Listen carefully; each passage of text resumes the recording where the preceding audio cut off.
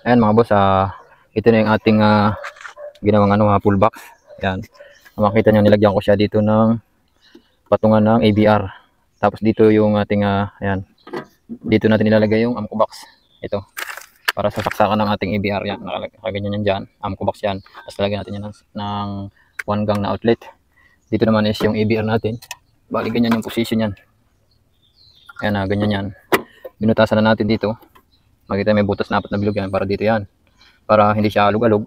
At saka syempre itinaas natin para naka-elevate naman dito sa sa ating box. At yan yung mga wiring, yung mga tubo.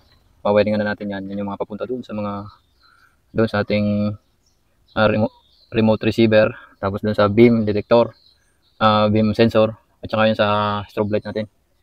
Ayan, bali ito yung ito na yung ating plate.